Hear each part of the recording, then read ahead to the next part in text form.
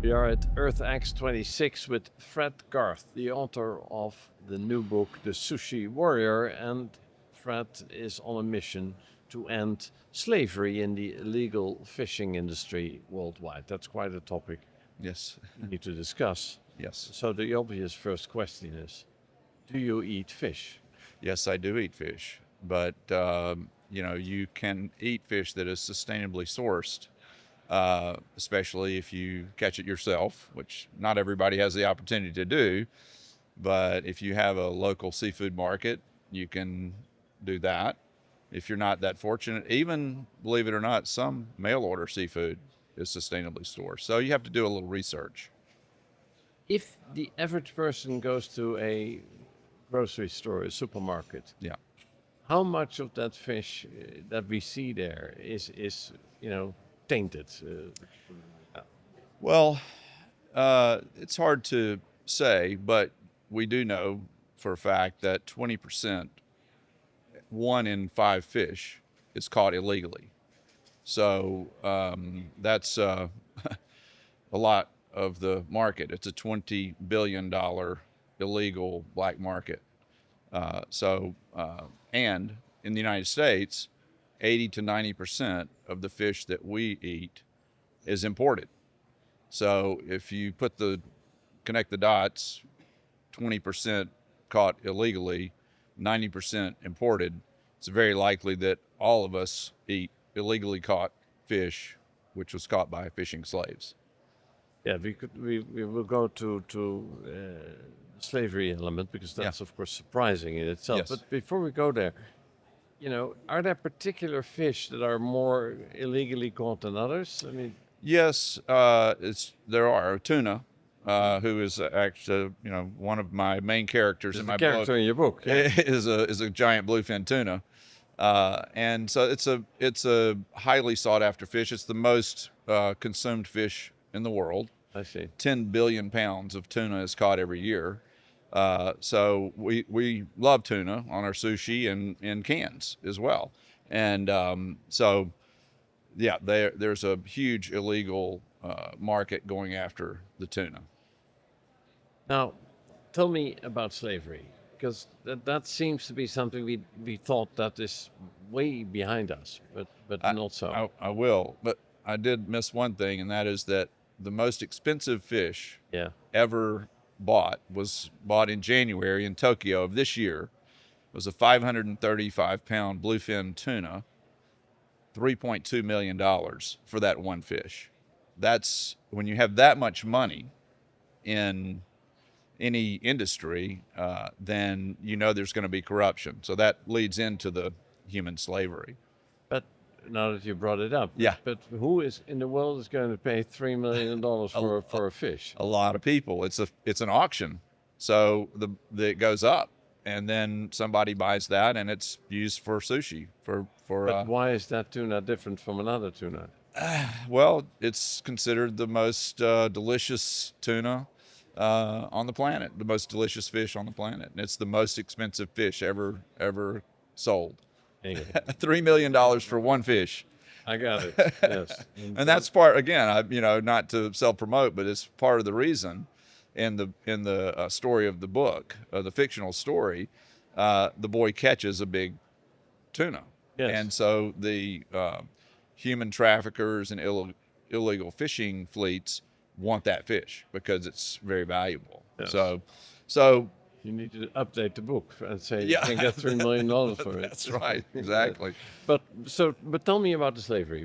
How does that end? Well, it's happening all over the world. And it's estimated, probably a low estimate, that there are 150,000 slaves on fishing boats right now as we speak. So think of a football stadium, more than that.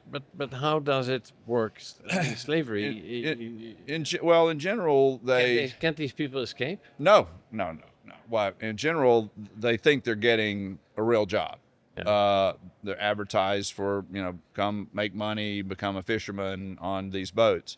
But once they get on the boat and once they're out to sea, there's really nothing they can do. They're trapped. Of course. And you have a lot of bad actors that, are looking for free labor. And so it just increases their profit margin. And ultimately, if you protest or you, are not willing to go along with their terms, they can just toss you overboard Okay, into the ocean, and that does happen.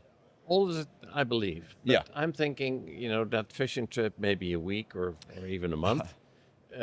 At some point, you get back to the harbor with your fish. You run off the boat, and you never get back again. Is Well, that as simple as that? No, it's definitely not that simple. First of all, they have the giant offloading boats that sometimes come and will refuel a boat and take their fish and then take it back to the port. So that fishing boat stays out there. Oh, There was a recent story about a kid that was enslaved for 3 years. And also, again, with that much money, a lot of the port authorities are on the dole and they've been paid off. So when the boat comes into port, they keep those slaves locked up. Nobody's going to come inspect the boat, and they go back out to sea, and those guys are still on there. Yeah, it's horrible. I mean, it's a human tragedy. so yeah, obviously it is, and, Yeah. and it's terrible to hear the story. So Yeah. so, tell me about your book and how would that help? Well, fortunately, there are. Before I get to the book, that leads up to it. There's many organizations that are fighting this. Probably, technologically, Global Fishing Watch is a company that was started in 2015 with help from Google and another company called Skywatch. And so they can track all these boats all over the world. And so they're required to have a beacon. Now, do they turn the beacons off sometimes? Of course. But they can track all these boats in real time. And so that is really helpful. And there are other organizations. Plus, there are a number of organizations that have ships that patrol the ocean. So they're working in concert with the software, with Global Fishing Watch, to see when a fish may go into a marine protected area. Global Fishing Watch can alert the ocean ships, and then they can go. So, I've been in the scuba diving, fishing, publishing business all my life, and have seen all this happening. And the illegal fishing, I mean, we're fishing unsustainably. Some people say that in 30 years, as few as 30 years, that the whole fishery will collapse. So seeing all that and being a writer and an editor, I just came up with this idea that maybe if I would write a book that was fictional, rather than a scientific abstract that may not get seen by many people, that we could reach the masses. And it's, if I may say so myself, it's a fun story. I mean, it's about a 12-year-old boy that catches his fish, gets dragged out to sea, and is captured by illegal fishing boat that's also human trafficking. It's set in the Mediterranean. One of the reasons I did that is because there are 22 countries that surround the Mediterranean Sea. So you can imagine how difficult it is to get consensus on laws. So that's kind of why I set it there. And so yeah, that's what I hope, that this is a way to reach the masses, to try to change this, increase in awareness of this tragedy. And illegal fishing is horrible, overfishing is horrible, and we get a lot of protein from the sea, and it's increasing. But people want more fish, and we love fish, but it has to be done sustainably. Okay, so let's go to Yeah. solutions, because obviously we know the problem. You Yeah. create more awareness. Yeah. And now I've read your book. Yeah. And I'm thinking, this is all terrible. What do Yeah. I do? Well, one, as we said earlier, you try to only eat sustainably sourced seafood. Secondly, you support one of the many organizations out there that are doing the work, and then these are dedicated people, and there are a lot of countries that have formed coalitions. The North Pacific Force. There's so many different groups, so it's very easy to support those groups. Not do the research and don't eat fish that could possibly have been caught illegally. That's really one of the best things you can do. Because obviously in the regular fishing industry, we don't have slavery. That's We don't have, excuse me. slavery. Well, yeah, true. It would be, well, the regular fishing industry. The United States and Europe has done a good job. Other countries, other places have done a very good job of enforcement. And that's a big key, is enforcement. You know, you have these laws in place, but if there's no enforcement, then the illegal fishing will continue. So I believe the enforcement is definitely growing, and in two ways. One, in the software that's being developed and is being used now and getting better. Now, Global Fishing Watch can track a boat as short as 15 feet long, small boats, Yes. even with or without a beacon. And then the other is the fact that we're increasing the offshore patrol vessels. So, but keep in mind, there's 140 million square miles of ocean. Yeah. So you need a lot of boats. Yes. That's why you have to do it strategically with the software and the satellite telemetry, and then using the offshore boats to go capture. And it's happening now. And we had a situation in Panama this year where 14 long lining boats were going into the marine protected area, and they saw it on their on Global Fishing Watch. They contacted the Panamanian authorities. Sanctions were imposed. They sent boats out there, and now when you look at the satellite map, there are no tracks through the marine protected area. So we are making progress. So I'm thinking, I mean, consumers obviously can help. Right. But I'm going back to the big chains, the big supermarkets where most people buy their fish. If you get those people on board, that they just only source whatever they put in their stores from the right places, then you know that would help a lot. It would help a lot. It's harder said than done, you know. And there's even some organizations that certify that these fish are sustainably caught, but even those organizations are compromised sometimes. So it's a very, very, you know, just like everything that we've heard at EarthX, you know, you have the people that are trying to fix a problem, and that's the same thing in the fishing industry. You have good versus evil, basically, and there's a lot of good, but there's a lot of evil. So it's really trying to overcome the evil, and it's not an easy task. Okay, so now you are clearly passionate about this topic. Yeah, You write a book about it. Yes. You spent a lot of your life thinking about these issues. Yes. You're an expert. Yeah. All that is good. Yeah. Now I'm a very powerful man. I'm making you the emperor of the world for 1 minute. Right? You can do anything. You're much more powerful than Donald Trump. You can implement whatever that is. So Yeah. what are you going to do? Well, first thing I think that you do is you would create fishing quotas that were more sustainable. You know, the quotas that we have are really toward unsustainable future. So you reduce the fishing quotas. You would have to also increase the aquaculture and mariculture industries, which also have problems. But shellfish, oysters, clams, those can be really harvested sustainably.